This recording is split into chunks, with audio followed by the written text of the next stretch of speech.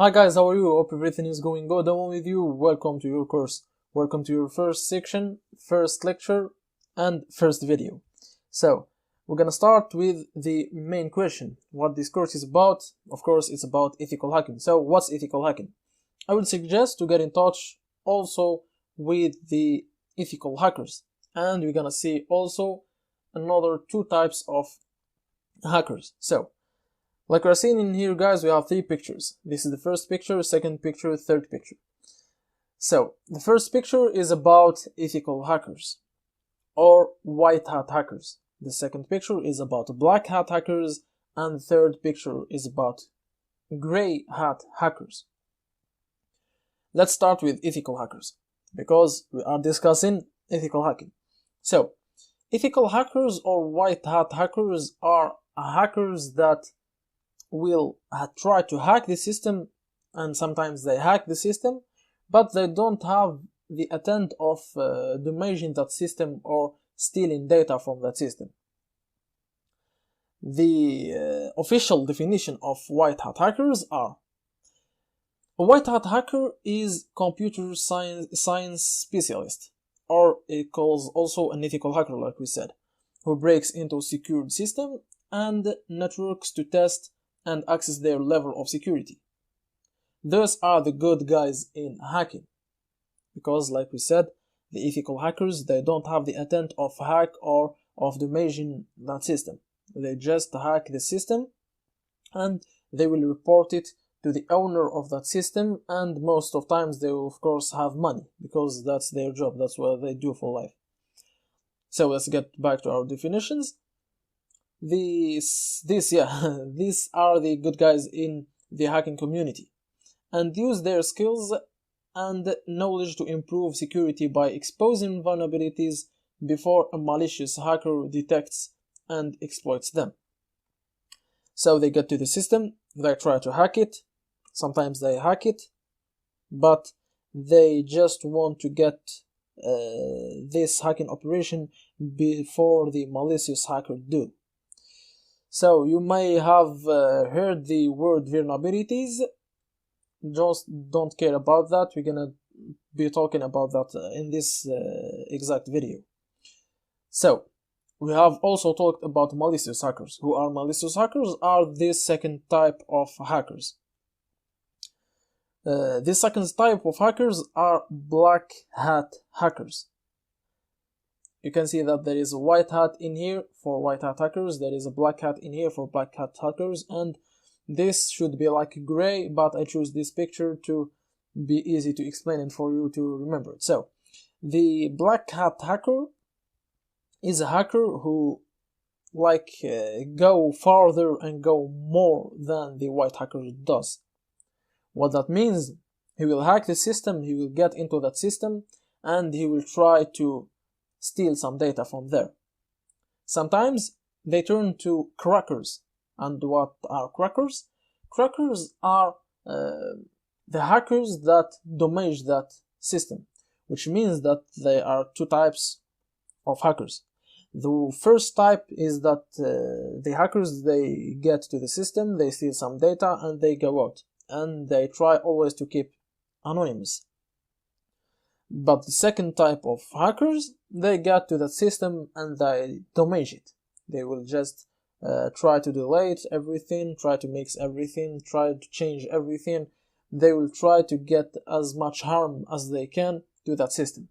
And those are called crackers. So, the official definition of black hat hackers are: so, a black hat hacker. A black hat hacker is an individual with a good computer knowledge and with a sole purpose to bypass or break internet security for malicious reasons. Black hat hackers are also known as dark side hackers, or like I said, crackers, but I have talked about the difference between the crackers and the ordinary hackers. And the more professional ones are, of course, the ordinary hackers. They will just get in there, get out, without doing any damage to the system. So they get their feelings out, they just look for information, they look for data, they look to steal anything they can anything they can benefit, because of course if they steal data they can buy that data with a huge amount of money, and that depends on which data they have stolen. So black hat hackers are also known as dark side hackers or crackers. These are the bad guys, of course, with whom white hat hackers have to fight all time. Like we said, the white hat hackers are against the black hat hackers. The third type of hackers, which the most hackers are, because most of white hat hackers, sometimes they will use their knowledge to just break the law and do some things for them, for their own benefits, and maybe not stealing money or something like that, but they can, for example, hack someone just by curiosity or to get information, and there is no kind of financial benefits. That's what I'm talking. So the gray hat hackers, like we are seeing, half black, half white. It can be like 80% black and only 20% white. It doesn't matter.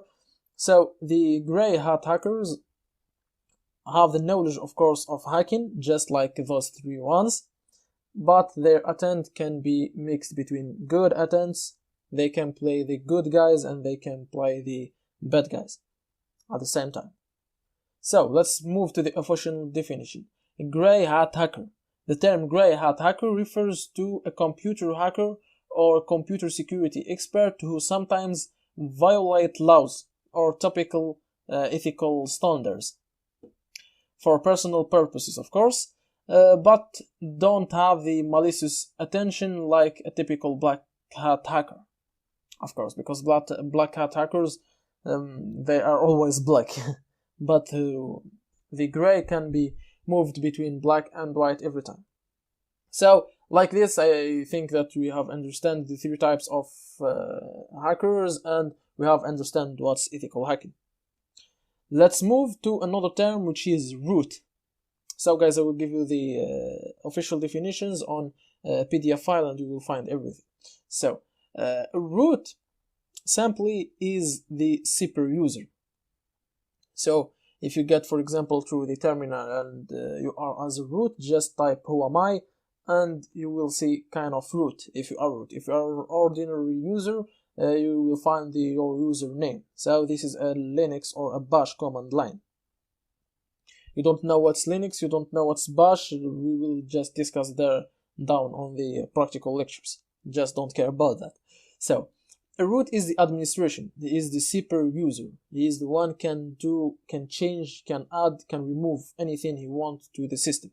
That's basically root. If you want to read the official definition, you will find root is the highest permission level on computer that allows the user to modify anything on the system without a single restriction. I think that it's so clear. The next thing we're gonna be talking about is a backdoor. So, what's a backdoor? Just imagine it like you have a house.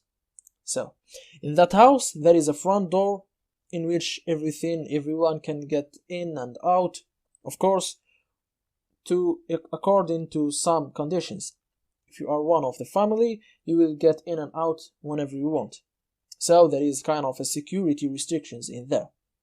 But a backdoor is a door in the back of your house that you don't know about which is opened for someone who created that backdoor. And he can get in, he can get some data, he can get some things from that house, he can put some things on that house too. That's the definition of a backdoor, simply.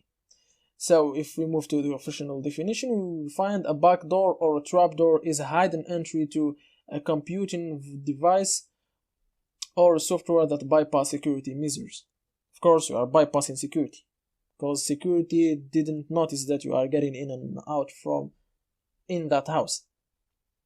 And in terms of hacking, it will be mostly a software or a program. That's what you will see every time. If you are talking about backdoor, you will see an executable program or something like that. So let's move to another term, which is the FUD, fully undetectable. So, fully undetectable, I think that we should just read the official definition. It's very clear. So, fully undetectable, or FUD, of course, can stand for a data that had been encrypted, making it appear to a random noise. So it's fully undetectable. It will appear like a random noise or a normal noise, it doesn't matter, but it shouldn't appear like a dangerous noise. So, this term is used in hacker circles to refer something as a clean software. That's what I was talking about. So backdoor is always kind of software. Not always, but often, and most of times is a software. So, too many antiviruses, but still contain some kind of hacking tool inside it. I think that the definition was clear. You have understand what backdoor. There is something called a FUD backdoor, which is fully undetectable backdoor, which can be created in a such way to look like a random noise or a normal thing, and the antiviruses can detect it. So clear, I guess. Let's move to the next definition, which is two definitions: exploit and vulnerability. You will always see these two terms, and I hope that you won't mix between them, because exploit is not a vulnerability. So, what's exploit? Let's get to the official definition. It says exploit is a piece of a software or a sequence of commands that takes advantage of a bug or a vulnerability to compromise the security of computer or network systems. We have seen the word vulnerability inside the definitions, which mean that an exploit is kind of sequence of commands. You can call it also software, but it shouldn't, I don't like to call it software. So it's kind of sequence of commands that are created to use some bug, some error, to exploit some weak point on a system. So by exploiting that weak point on that system, you can hack that system. That's exactly what exploit. You have listened to the word vulnerability on this sentence. So it says an exploit is a piece of software or a sequence of commands that takes advantage of a bug or a vulnerability. A vulnerability is an exploit. But it's not just an exploit, but it's an exploit that can be used to hack. Which means that if you hacked a system through vulnerability, so it turned to kind of exploit. I hope you get the point. So, a vulnerability also can be not an exploit, which means a weak point on that system. It's like this chain in here. So this chain, you can consider a system like this. There is no weakness in here, there is no weakness in here, also in here, also in here, but there is kind of vulnerability in here. So, it looks like something is not normal. If I could break this chain, I will call it like an exploit, or an exploitable vulnerability. But if I can't break this chain, it will still an exploit, a weak point, but I can't use it to hack that system. I hope you get these 2 points. Let's move on to the next term, which is a firewall. So I am explaining these terms because you will see these terms always on my course, or you will see them always everywhere. So what is a firewall? The official definition said that firewall is a filter designed to keep unwanted outside connections to a computer system or a network while allowing safe communication between system and users on the inside of the firewall. Which means the firewall is kind of rules that can get, or that can let, or that can give permissions to some connections that the user know about them. Which means, for example, if you are using for example, uTorrent. So uTorrent will try to access to your firewall. Maybe you didn't notice that, but sometimes when you install uTorrent, you will just say, or BitTorrent or any torrent software, you will just say allow you will click it. You will click on allow button, which is kind of a security request. So torrent is telling you, I need a port, or I need to get outside to some other systems to get the file. The firewall is asking you, would you allow it, or would you allow the torrent to get in there? And you will say, yes, I allow it. That's how it works. That's the normal cases. And that's the use, or that's the benefits of a firewall. So it allows connections, and it's kind of it's not a system, but it's kind of some rules that allowing things to get in and out under some conditions that the user knows about it. But sometimes it doesn't work, which means a hacker can hack that system and the firewall will not detect anything, and there is in and outside connections and the firewall doesn't know about it. So this is the firewall. There is no next term, guys. I hope that you have understood what I was talking about. Those was kind of the most important terms that you will see them always on our learning, and you will see them always in your own learning outside of my course. I hope that you have understand them. I hope that I didn't take a lot of time, and I hope that you have enjoyed this video. So see you guys in the next video, and peace! So, hi, how are you guys? Welcome to this course again. In this lesson, we will talk about the port forwarding, which is a very important lesson, I think, in any hacking course or ethical hacking course or whatever. So, let's just explain it, and let's go through examples like we do usually. So, let's suppose that this is the hacker's machine. This right here is a hacker's machine. This hacker's machine is, of course, in a network, in his local area network, in his LAN, which is, for example, this is the LAN of the hacker's machine. This local area network contains also other devices, like, for example, here the hacker's smartphone, and here the hacker's tablet, and here the PC or the desktop of the hackers.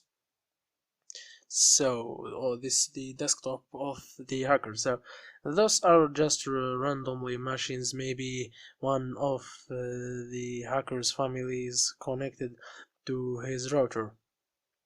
So this is the local area network, like we said. And this right here, let's suppose that it is the victim's machine. Let's write in here V to understand what we are talking about. V, and this is H, which means the victim and the hacker. Using the reverse hacking method that we have talked about before, we are opening a backdoor here in the victim's machine, which allows the hacker's machine to get data from the victim's machine. So data are getting from this backdoor here into, of course, to the hacker's system in here. So in the reverse hacking method, we will pass through two important things, which are the firewall of the local area network, if you are using a router, for example, and the firewall of the hacker machine. So in this lesson, we will talk specifically about the journey of the data that came from the victim's machine to the hacker machine. So let's just name it data. This is the data journey. So when the data came from here, how could she know that from all the PCs on the world, because we are talking about external hacking in here, from all the PCs on the world and all the networks. How can she came to the hackers, specifically to the hackers machine? Because it comes there because it follows very important things. When she came in here from here, so it have the IP address of the hacker and the port. So the data is came in with this IP address. Let's say, for example, 41.1.1.1. This is randomly IP address, and the port, for example, is let's say 4444, for example. So when the data came from here, it has these two elements in here, if we can say so. It takes this way in here in this network using the IP address, and when she came to this network, the router will allow her to go through this port, which is 4444. Then she came to this IP address. How can she came to this IP address? Because in here, in this firewall, there are some important things too.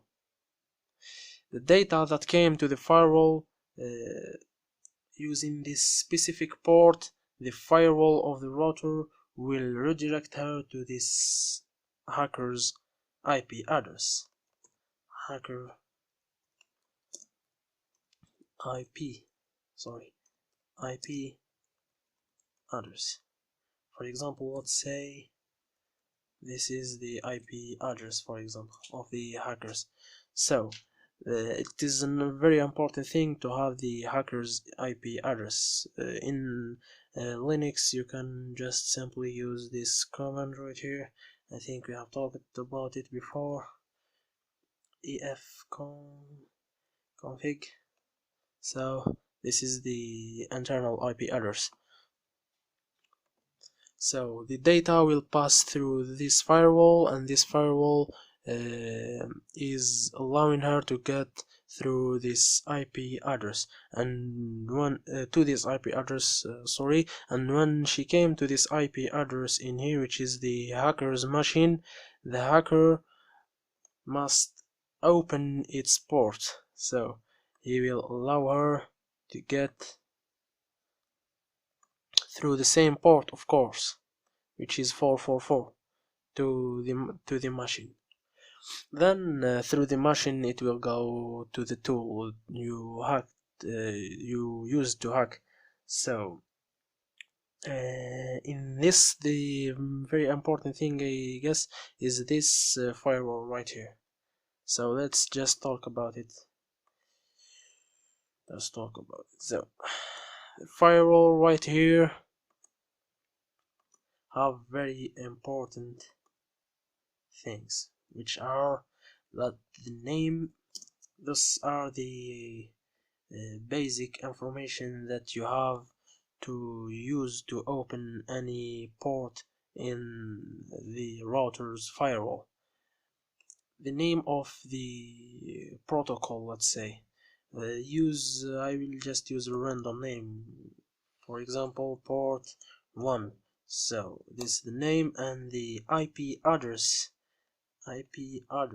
which is the IP address of the hacker's machine, like we said before, which is the IP address that the data will be redirected to, which is like, I will type mine in here. So config,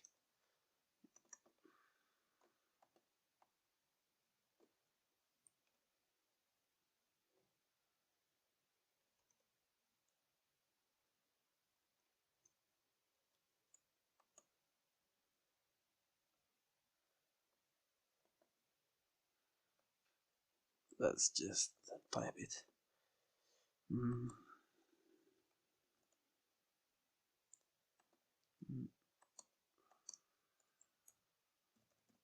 So this is the IP address, and the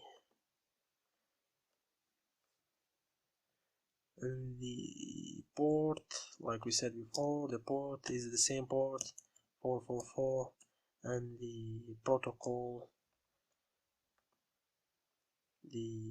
just allow both of them, the UDP and TCP protocol. So to open port or to port forward any data came to this firewall right here, you will need this information. The name of the port, just name it what you want. The IP address that will be redirected to, which is the hacker's IP address. The port of the hacking tool, of course, or the port that the data is going through, and the protocol TCP IDP. Just allow both of them, both of TCP and UDP. So, and in this port right here, I will explain it just to get, because it's a familiar problem that beginner hackers have, which is they don't receive any data from the victim because their firewalls basically are blocking anything that came to them. Just install the firewall apt-get install ufw install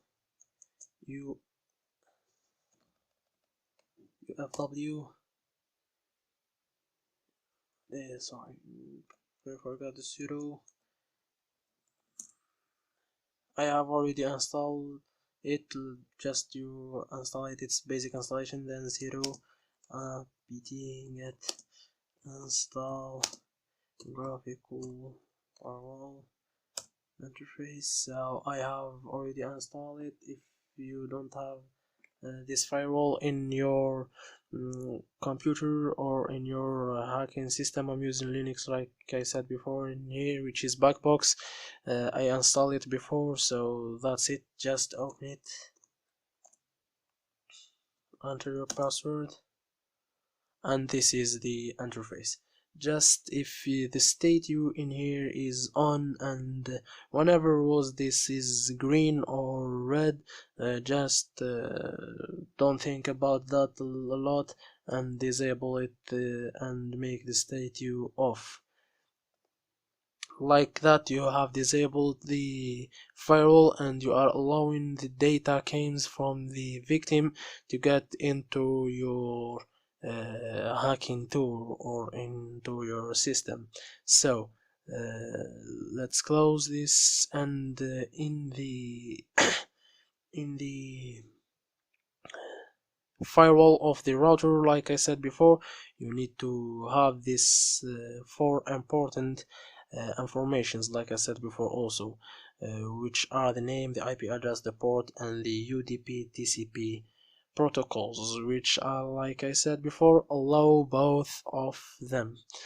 So I think it's very clear. I will talk yes about a very important thing, which is this IP address right here. Let's say right here, which is the internal IP address of the hacker's machine.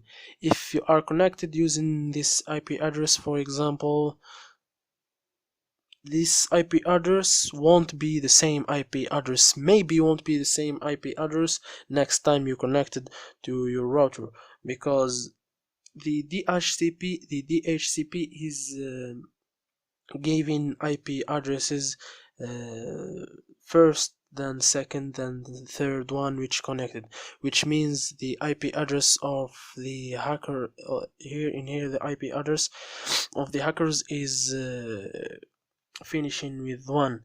Next time, maybe when the hacker connects with his mobile phone, the mobile phone will get 1, and the hacker's machine, which contains the hacker's tool, will get the IP address which finishes with 2. And when you are opening ports in the router, in the firewall's router using the IP address 1, next time when the IP address is 2, the IP address in here won't change, because of course you didn't change it. So what you have to do is you have to fix your IP address. Just what you need to fix it is just going to the Wi-Fi, or just edit connection, get to the Wi-Fi that you are connecting to and click edit. This is not the same for all the operation systems. Just change this DHCP and make it manual. Click add IP address, type an IP address, which is in my case 3043. If you are using a router, just keep the same number in here. These 3 numbers, keep them and change only this last one, and make it as far as it's possible, make it 24, because if you are connected, because if you choose, for example, the 2, like let's say we choose 2 in here. If we choose 2 and we have connected before with the smartphone which has 2 also in his last number, this means that we are giving 2 IP addresses, the same IP address to 2 machines, which won't work, of course. So just to avoid that problem, make this last number as big as it gets. How big it will be, so just type, for example, 27. It depends on how many people are usually connected to your network. If you don't have a lot of people, you can just type 7 or 6. I will type my IP address in here is, I will check it, yes, 101. So the first who connects will have the 101, because I know that I'm the first one who connects to this network. I will make it big, so I will make it 120. In this net mask, just type 24, or type 255, 255, 255, 0. And the gateway, type your gateway, which is maybe in your case, it's usually finishing in here with 1, 1 or 0, 1 if you are using a router. I'm using a mobile hotspot, so my mobile hotspot is giving me 43 100, so just like that, and click close. And you have fixed your internal IP address, and use this IP address that you have typed. Like in my case, I typed 120 to open the port, or to port forwarding in the firewall in here. Don't use the IP address that efconfig gives to you. It will change, of course. If I connected secondly to this network and I type ifconfig, I'll have this IP address that I have changed, and I will use always this IP address in my hacking operations. So this is a very important step to do, because like I said before, most of beginners are having this problem, because the firewall is not allowing data to come through the port, and maybe the IP address it's the problem, which changes every time you connect to the router. So like that, I think we have fixed all the problems. Opening ports in the firewall, I won't show you how to open ports in the router's firewall, because it depends on the router, and there is a big difference maybe in some routers So I won't just explain that because, like I said before, not all the routers are the same, and the method to open a port in D-Link router is not the same on maybe highway routers or any other router. So you have to port forward into your firewall's router. Just type in YouTube or in Google, you will get how to open ports using the IP that we have changed in here, and disable the firewall like we disable it in here. I will do that again. Disable it. Just disable that password that shows it's only the super user's password, the pseudo password. Just disable it and you won't have that problem. So the other way to port forward from the hacker's machine is not a common way, which I don't use it because it's not a free way. It's using the VPN, because VPN is opening all the ports of your system or of your machine. You can use a VPN to port forward any port you want. I'm not advising or recommending this method because, like I said before, it's not free, and the free VPN, maybe it will change every time. So the most common way and the way that I like is by opening ports and port forwarding the router and disabling the firewall of the hacker machine. So that's the basic and the common way. So I think we have done from this lesson. I hope you understand it, and I hope it will works, and I know, I don't hope, I know it will works with all of you guys. Just be sure to open the ports in your firewall router, and I know it will work. So see you in next lesson, guys, and peace. So, hi guys, how are you? Welcome again to this course in which we're gonna talk about no IP service, how hackers can benefit of no IP service, and what's the use of it on hacking. So, first of all, guys, let's understand what's no IP service.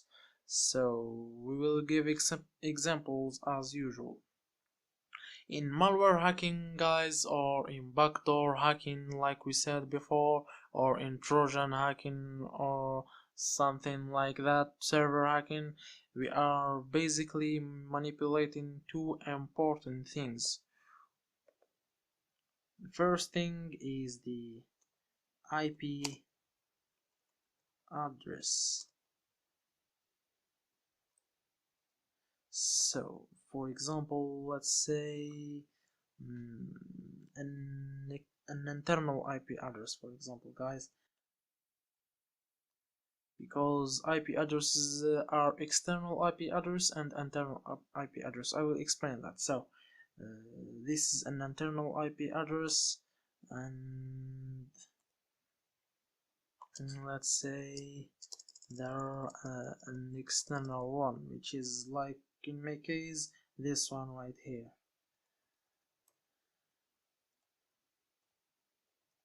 So this is an internal IP address and this is an external IP address. The difference between them, guys, is when you are connecting to your home network, for example, you are connecting to a local area network, which is your laptop, your desktop, your phone, your tablet.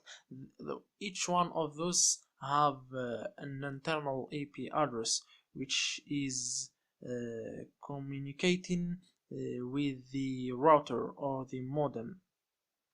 This is the internal IP address. The external IP address is the ones of the router. For example, it's the same for all the local area network machines.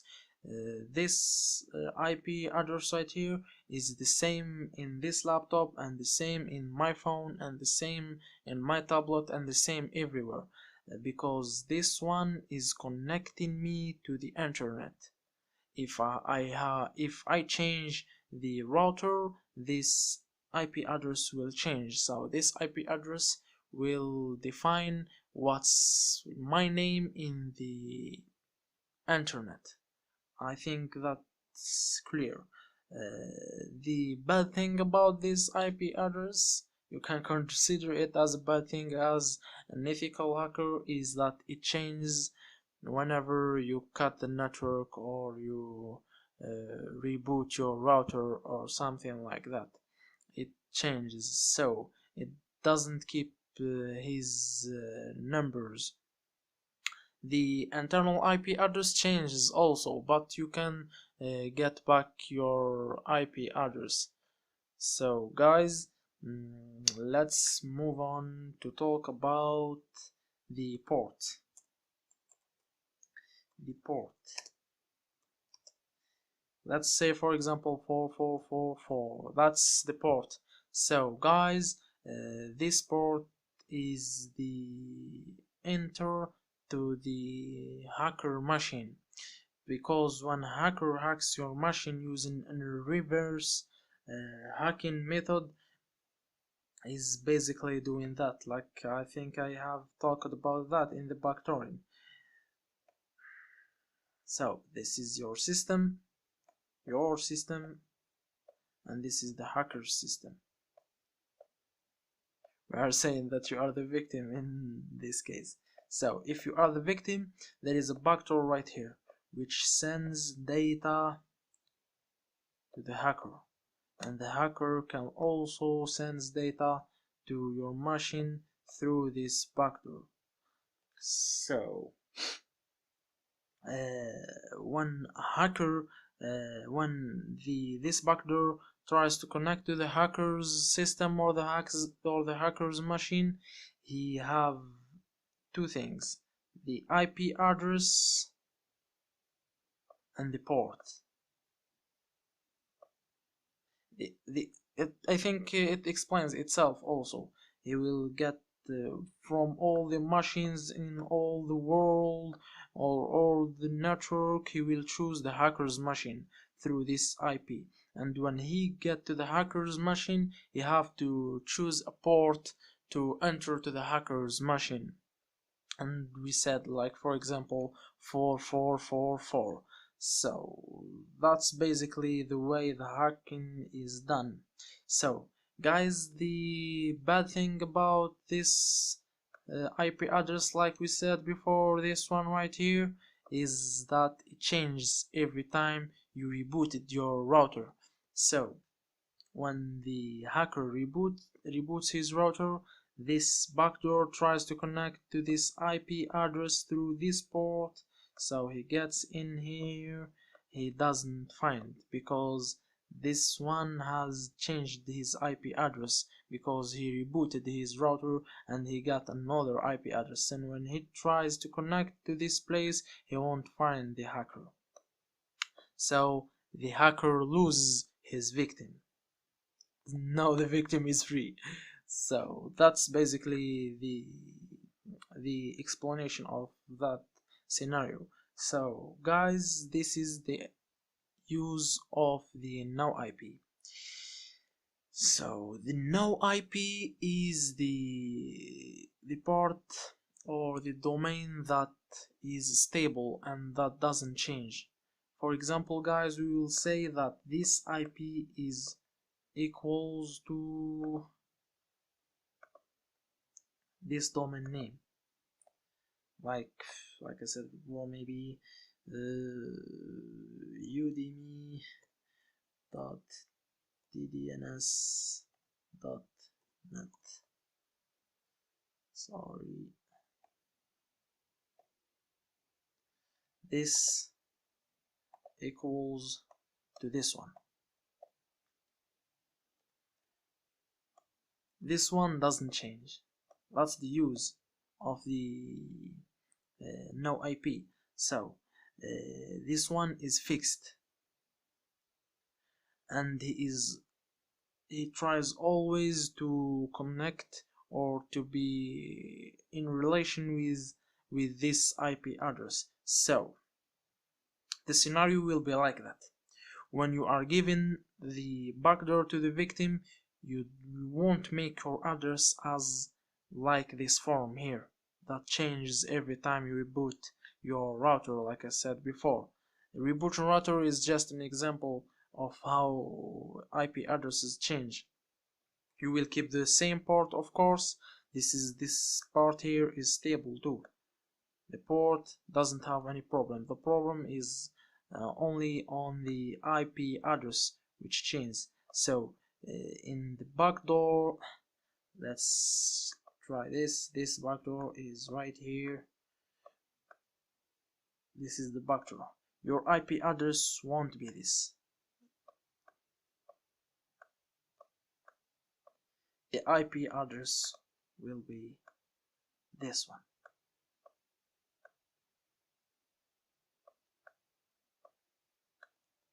And the port, like we said, it's the same every time. So when you are given this now IP domain, if the IP has changed, the domain is always stable. So when the backdoor tries to connect to the hacker, he will use this domain and he will connect to the hacker. Now the question is, I think that the question is, how can the IP address stays in relation with the no IP domain? It's very simple. The service is very simple. He uses a method in which he is always updated to the IP address of yours. So for example, if the, let's say for example at 8 o'clock, change the black color, at 8 o'clock your IP address was my IP address, for example 18, and it equals to udemy.ddns.net. Then in mine, my IP address has changed into some random numbers. It goes randomly like that. So the Udemy ddns.net won't change because the website or the service, sorry, will always be updated with your IP address. So it will be also udemy.ddns.net. So I think that everything is clear right now. If my backdoor is trying to connect to, sorry guys, if my backdoor is trying to connect to this domain name, it's the same if it tries to connect to this domain, because this domain name is always referring to the same IP address. I think that's so clear. How it is always connecting to the same IP address, I said like before, it's using the service. So you can do this in two different ways. So this is the no IP dashboard. I won't explain how you can register in no IP, just get in this website no IP. So sorry, no ip.com. Just noip.com and register. I won't waste a lot of time in this, guys. Just sign up for and you will get your account. Just some basic steps. So you will add a host name. This is the host name. Let's say for example my host name will be Udemy, sorry guys, Udemy 0001 .ddns.net. Add the host name. We will add this host name, host without recent dynamic updates. He is active, So this is my host, udemy.ddns.net. He is referring to these IP addresses. You have noticed that my IP address has changed. It has changed, yes, guys. Without even I think that I have lost network. So this is the IP address. When IP address changes, this udemy.ddns.net, like I said before, and I will say it again, won't change, and he will refer to the new IP address. How you can use it manually from here. So just like that, I will change my IP address and I will say that it doesn't refer anymore to this one, it refers to this one. And how can I get my IP address? I will just type IP address. What is my IP address? And a lot of websites, guys. It's just, oh, I like it. I don't like this captcha. So what's my IP address? This is your IP address. I use this website for just an example. It's not the only website. There are a lot of websites. You can choose the one that you like. So this is the IP address, and you will say this is not my IP address because my IP address has changed. In my case, my IP address doesn't change, so I will just let it like that. Or this is the manual way. You will always have to log into your dashboard in here and change your IP manually.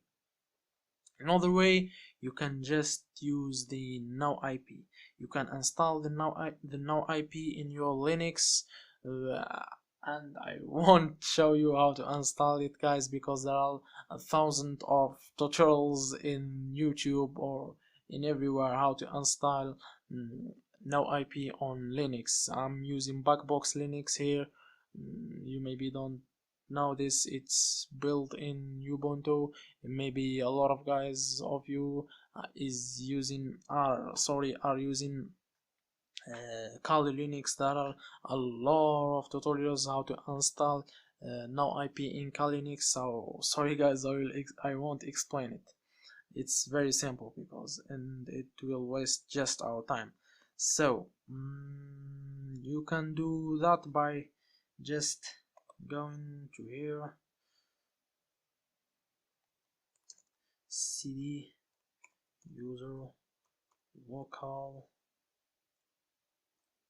bin cd. Yes, I will explain these commands for you guys, because in this course I didn't explain commands, and I won't explain commands. I just will explain them when I'm using them. I won't do any specific lecture about that. So cd simply is change directory. We are changing our directories, which is the users or the home directory, into this directory. We are just changing directory, like you are in, I will give you an example. This is a file manager or file explorer, like you are, this is the home, and like I want to get into this folder, I'm changing the directory like that. I'm changing the directory, this is the directory.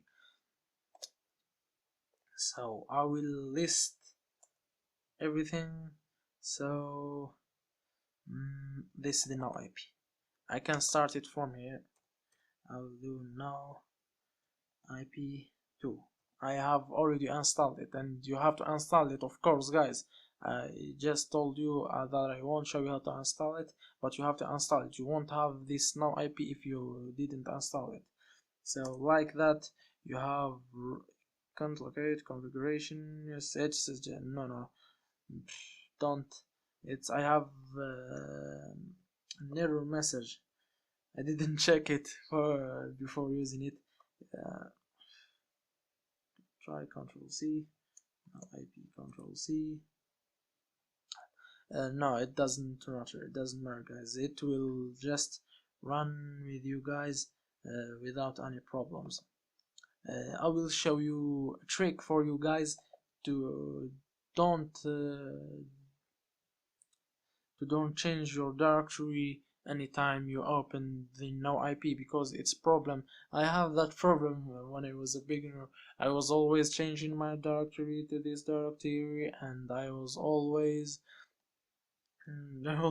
tired of doing that, and I was running two commands to doing that. So I have I have I have skipped that, guys. Sorry, just by using the alias command on Linux. So it's very simple.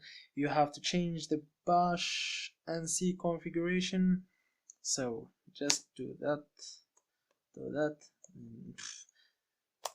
Get in here. This I didn't told you. Sorry, guys. This is the home. This is the home. When you type this one, you mean that you want to go to the home directory. So just go to the home directory in the way you want. In another way, the CD, you get to the root folder, you type ls, you get home. This is the home. CD home. This is another way. The list. This is the my user cd sm root. This all from here to here, it's equals to this command. So list, I will list ls dot a. So when you type ls.a, you will show all the files. What I mean by all the files is the hidden files, because as you see here, there are not a lot of folders and files like in this list in here. Those folders and files are the folders and files in the home directory. So ls it will show you the hidden files. The hidden files and the hidden folders are starting with this point. The point is telling you that this is a hidden folder. This folder, the blue one are folders, the white one are files. So I'm looking for this file, bash.rc. gedit, I will open it with gedit. You maybe don't have gedit, you will open it with vem, or if I think it's good for you guys to install gedit. Just type sudo apt get install gedit.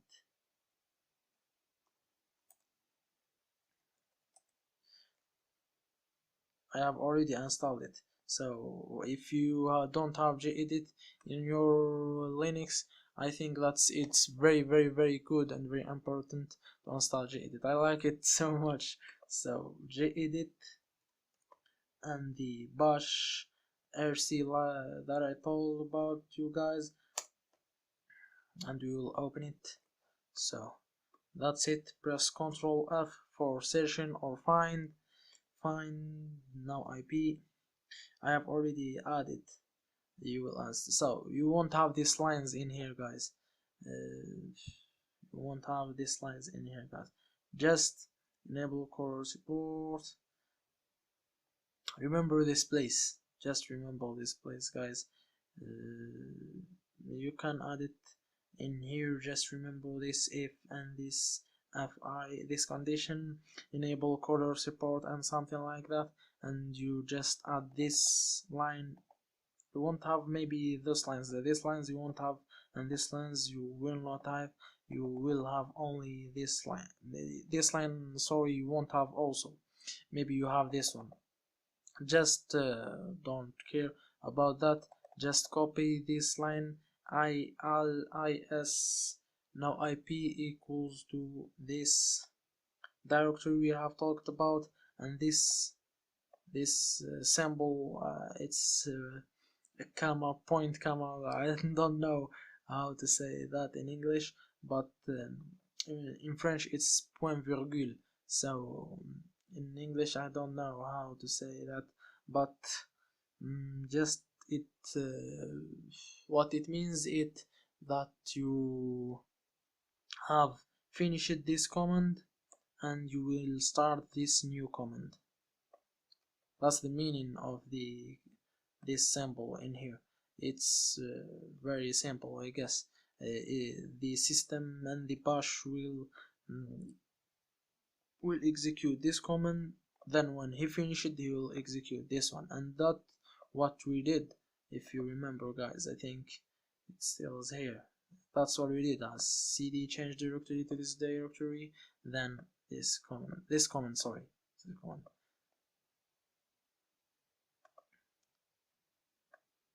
Like you are seeing, guys. So what I have did in here is that I used this alias, and I told him to make this command now IP as city as this whole commands. It's very useful, I think, and I inserted it into the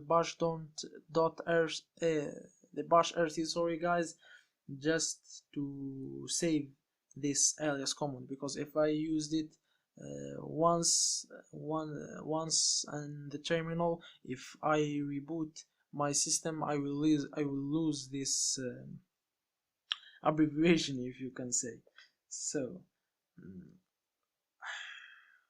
Let's get it. We get this gedit by pressing Ctrl C. If I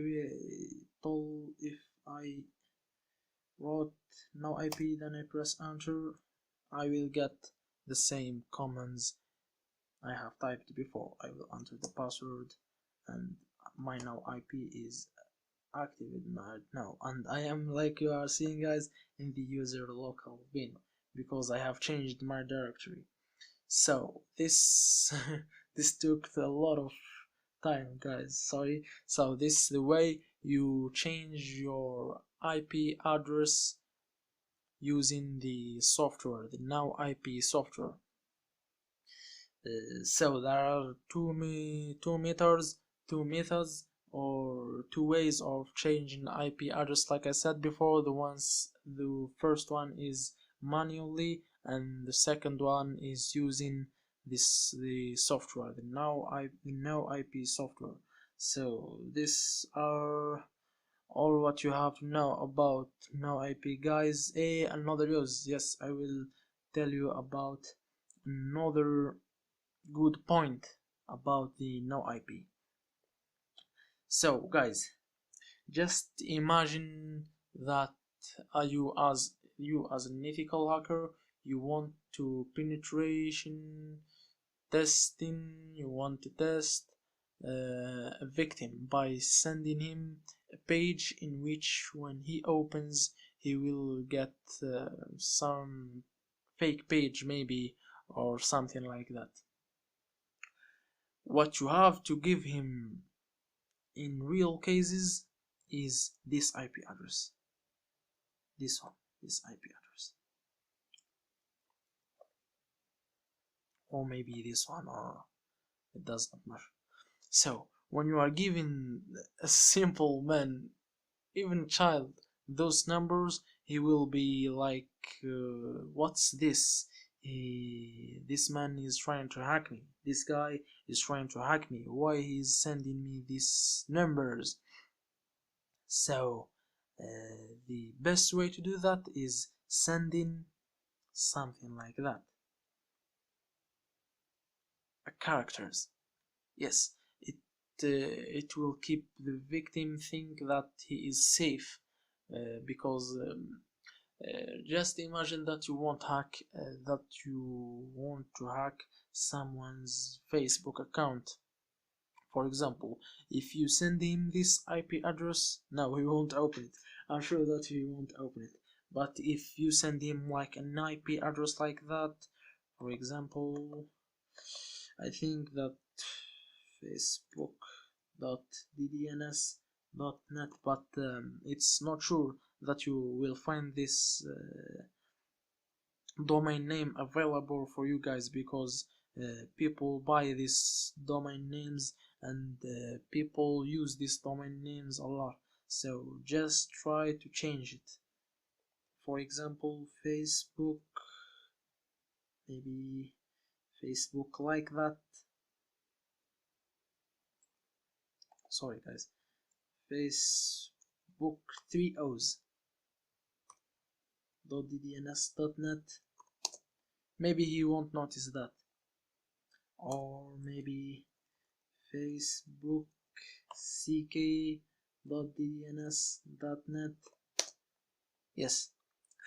Comparing this IP address and this domain name, this is very how to say that, it's very trusted than this IP address from the victim.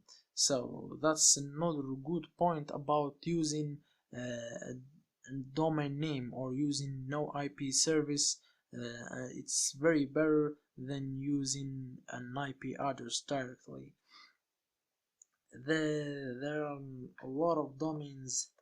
It's not only the .ddns.net. There are a lot of you can see guys, there are a lot of domains, which means that this part right here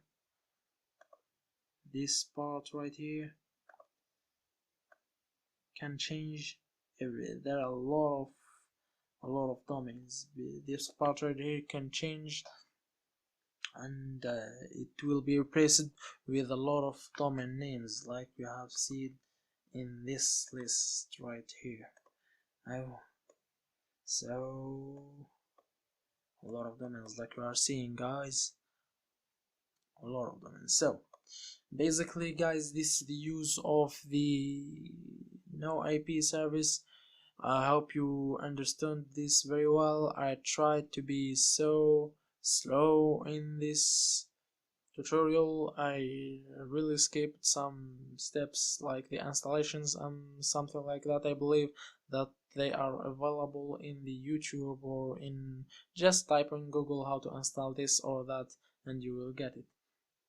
So that's it guys for today's lesson. See you in the next lesson guys, and peace. Hi guys, how are you? Hope everything is going good and well with you. Welcome to your course, in which this time we're gonna be seeing the information gathering, like we are seeing of course in the title. This time will be an introduction. So in this introduction we will see first of all what's information gathering. Of course, this is the main question. This is the first and the basic question. So what's information gathering? The information gathering is basically the act of collecting as much information as you can about the victim or about your target. And it's not used only on hacking. You can do an information gathering on some website that of course you don't want to hack. Information gathering is not only about hacking.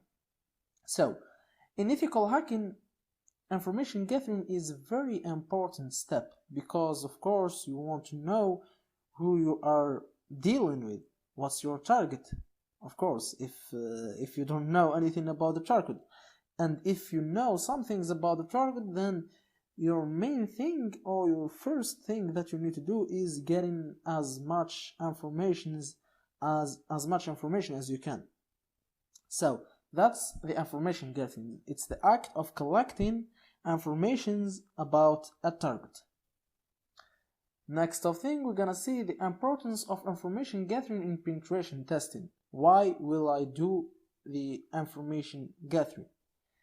I will do the information gathering to collect information for the second time, to collect information about the target. Of course, I don't know anything about the target.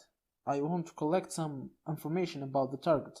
I want to know who is this target, what's of course, for example, if we take an example that you are dealing with a company, you want to know what's this company, what they sell, if they sell some things, what they offers, who works on that company, or who is the CEO of that company. If I know who is the CEO, maybe I know some weak points of that CEO. For example, that CEO likes, for example, girls. If he likes women, this is a good point. If this is a good weak point, my tool can be a woman. It's simply just like that. So the second thing is collecting information about the target's entourage. For example, let's stay on the company example. I want to collect information about the employers of that company. For example, what emails they use. Are they using Gmail or Yahoo or Hotmail or what? This will be a good point. Of course, if I want to fool someone of those, maybe hundreds or tens of employers on that company, I can fool one of them. Maybe someone of them is stupid, I can hack him. If I can hack one employer, maybe I can gain access to the other one, then the other one, then the other one, to get into the CEO, to get the information that I want as a hacker. I'm predicting that I am a hacker to know how hackers, just to teach you guys how hackers think. The third point is locating the weak points. For example, I know that the employers of that company still use the old version of, for example, Adobe Flash Player or Adobe Reader. The old versions of Adobe are so vulnerable. There are a lot of exploits about on the Adobe softwares. So I can't locate the weak points of that company. The fourth point is getting first predictions. For example, if I know that the employers of this company use the Windows XP, for example, the old version of Windows, if I know that, then I can predict that they're using the old version of softwares, because the softwares companies, for example, they don't support Windows XP now. So the new version of that software won't run on Windows XP. It will run on Windows 7 and 8 and 10 and whatever. But the victim still uses the Windows XP, so I know that he should be using the old version of that software. And maybe one of these softwares, for example, if FTP software, of course the FTP is for sharing files, so if I know that they are using the old FTP software, maybe that old FTP software has a lot of exploits, so I can send files from an employer to a CEO. I will break that rule. I will break the rule that the FTP software don't receive files from the employer. I can break that rule. Also, I can hack the CEO through simply a protocol, which is the FTP. The file transfer protocol, that's what means the FTP. It's first predictions, getting first predictions. The fifth point is predicting a passwords list. Of course, if I know, for example, I am collecting informations about the CEO, and I know that the CEO, for example, is a huge fan of Manchester United. So if he is a huge fan of Manchester United, I can predict some passwords. I can predict that maybe his passwords containing Manchester United 3 times. Then maybe he's using the players' names of the Manchester United. I can predict some passwords. I can create my passwords list on my own options. Then maybe I will hack that CEO. Of course, if you want to hack a target, you will do anything. Believe me, if you want to hack a company, you will do anything you can. You will write a passwords list in 5-6 hours just to try. And even if you know that it won't work, you will do that, because that's the hacking is not just magic tricks. You will try to do a lot of things, and one of those things may work and sometimes it won't work. Of course, if you are talking about a huge company, of course it won't work. It needs a professional hacker, and with a huge luck. Professional hacker plus a huge and big luck to hack, for example, a company like Google or Facebook or something like that. And a lot of purposes about the information gathering. You can, for example, have your own purposes of information gathering, because I'm giving informations about company, and for example you want to hack just a system. For example, you want to know if that system what uses Windows, for example uses Windows 7, and you want to hack that system using the USB, because the auto run, how I can explain that? For example, yes, I'm getting out of the subject, but I will give you this experience as fast as I can. The auto run on USBs don't work on the Windows 8, 8.1, 10, and maybe the version that will come over time. But the Windows 7 XP allows auto run through USB, which means if you plug the USB, like you see, for example, if you have a CD of a game, when you just enter that CD, when you mount that CD on the DVD reader, so on the DVD lector or reader or whatever, an auto run program will start, showing you want to install, you don't want to install. It will run automatically. This thing won't work on the Windows 8 and 10, sorry, through USB, but in 7 XP it will work also through USB.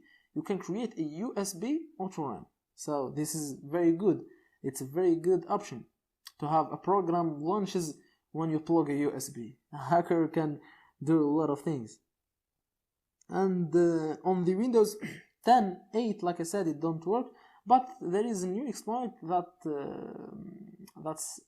that came up on 2017, I guess, in which the creator, of course, it's not we, it's not us, the creator of that exploit created some links to run some softwares on that machine, sorry, and he can gain access through running also. I think it was a system file. I forgot the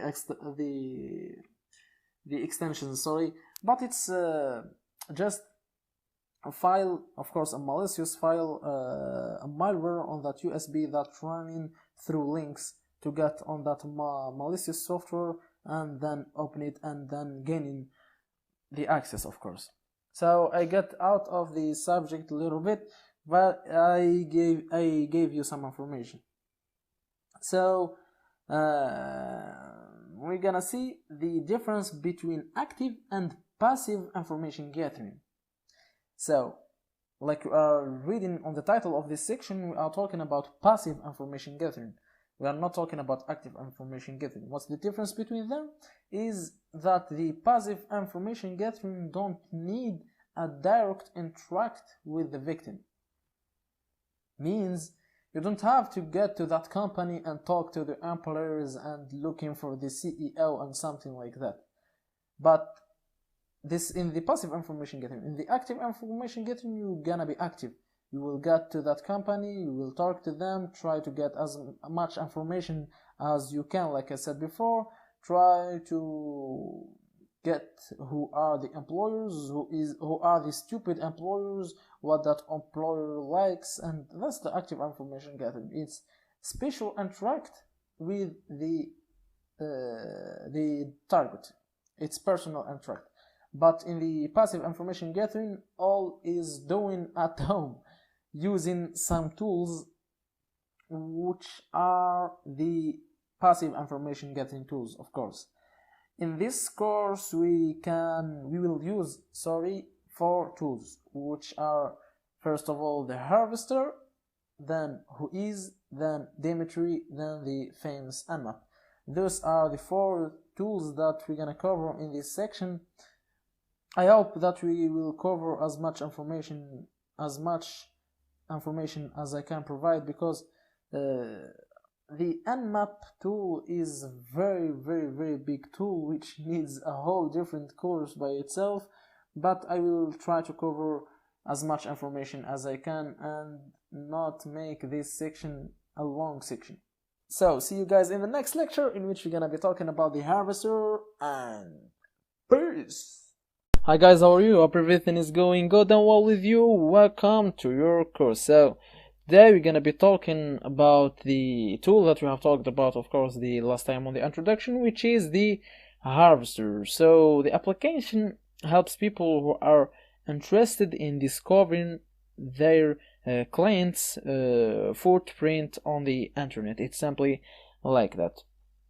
So if you want to search, if a hacker wants to search about someone on the internet, or it's not about someone, but it's about a company or a domain on the internet, he uses the application, the harvester, to see how much emails, how much subdomains. It's a very tool that it's very good tool, that fast the information gathering thing. It makes him fast, speed and easy, so using only some commands. And it also helps the enterprise who want to view how much their system is secured, of course, in the eye of the hackers. That's why we have talked about in the introductions to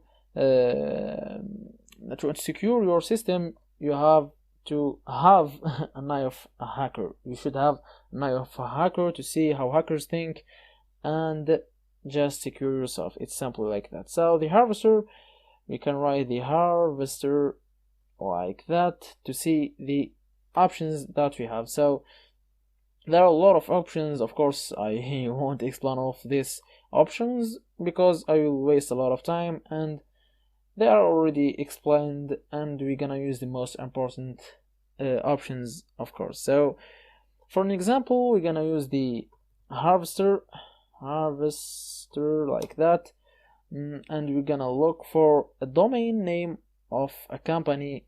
For example, like you see in this D, I will use this help page for you guys to see how you can use it. So D, it talks for domain to search our company name. So we're gonna search, for example, for our website, for example, udemy.com, and where we're gonna search, it's in the B in here, which is the data source. So let's limit it first. Use the L in here to limit the number of the results. So it's simply like that. We're gonna see the first 500 results out of all the results.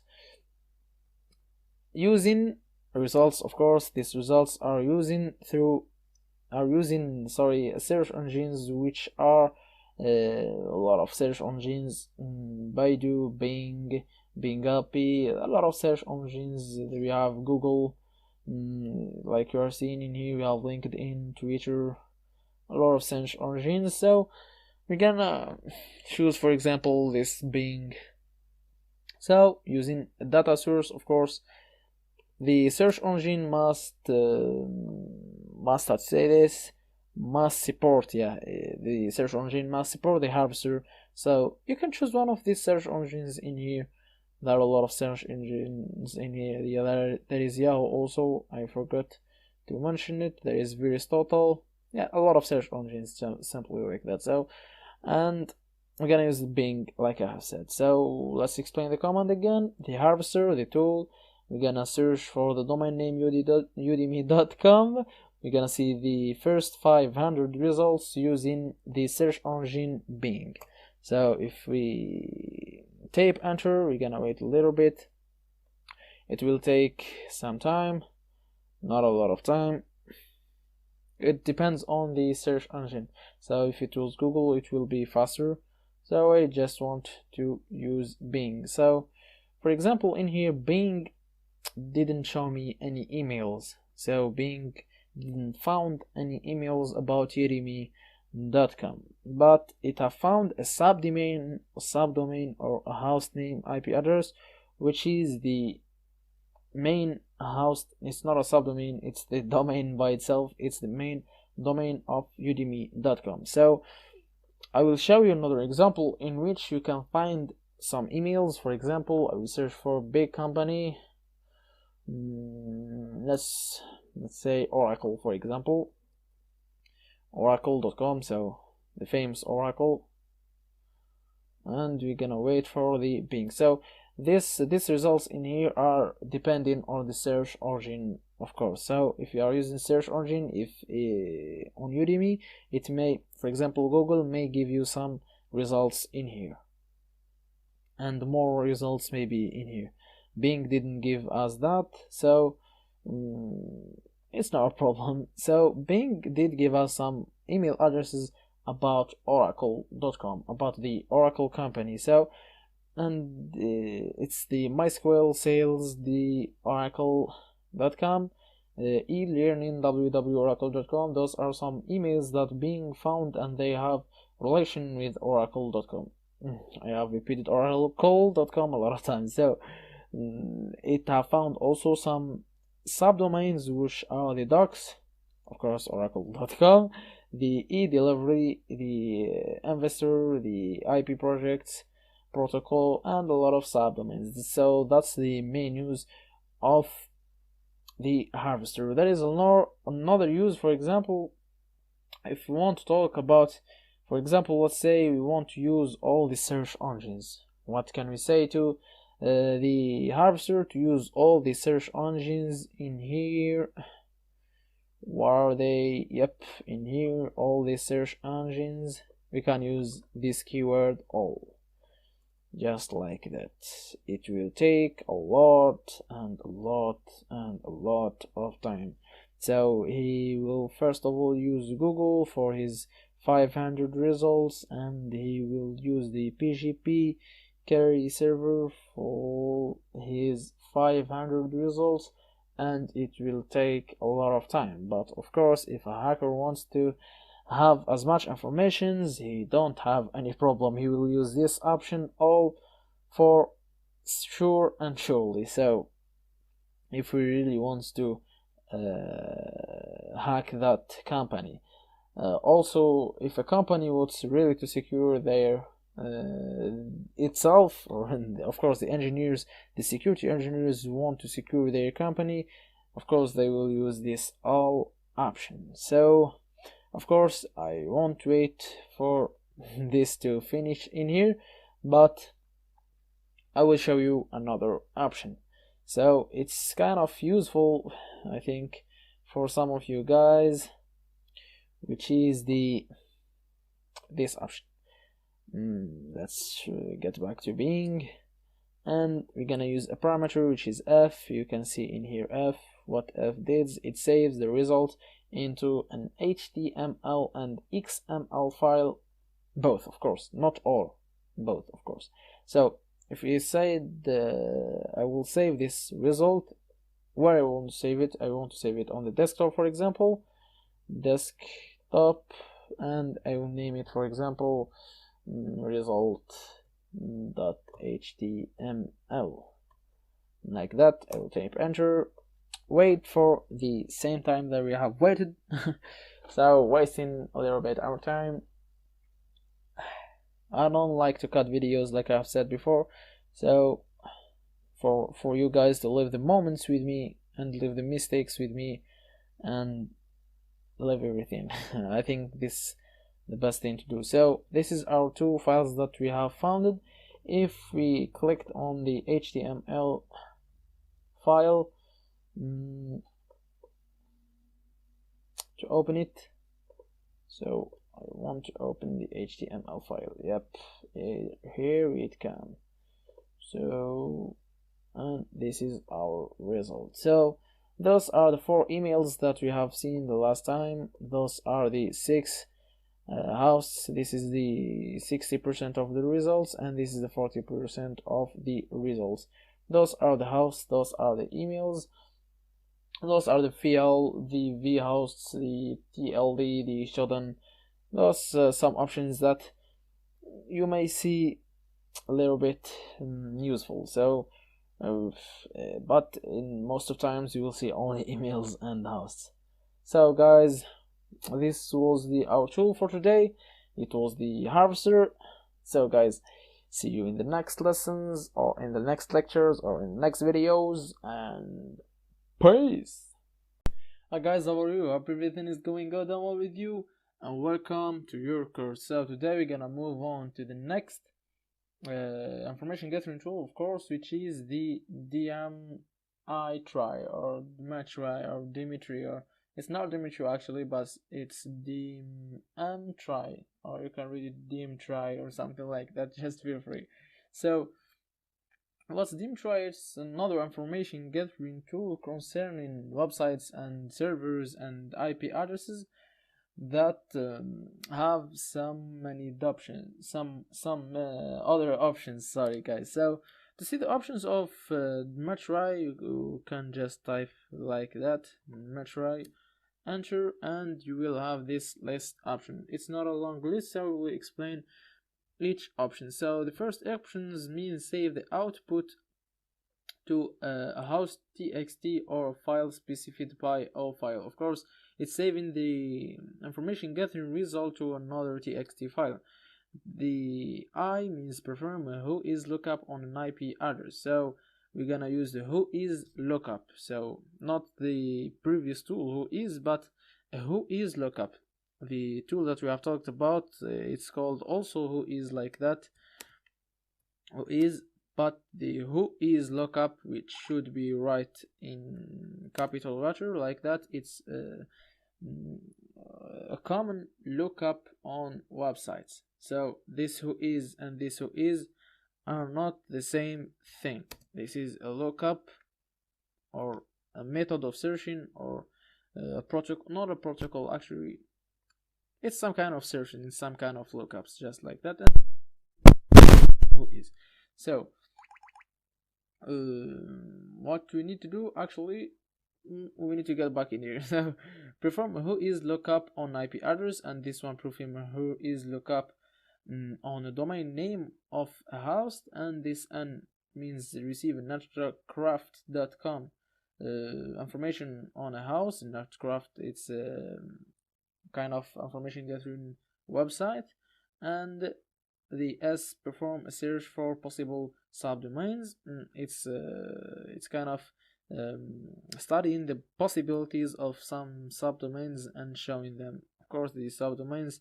What are the subdomains? For example, if we are on Oracle, let's say in our example oracle.com. This is the domain oracle.com. What's a subdomain is, for example, my name dot oracle.com. It is not my complete name, but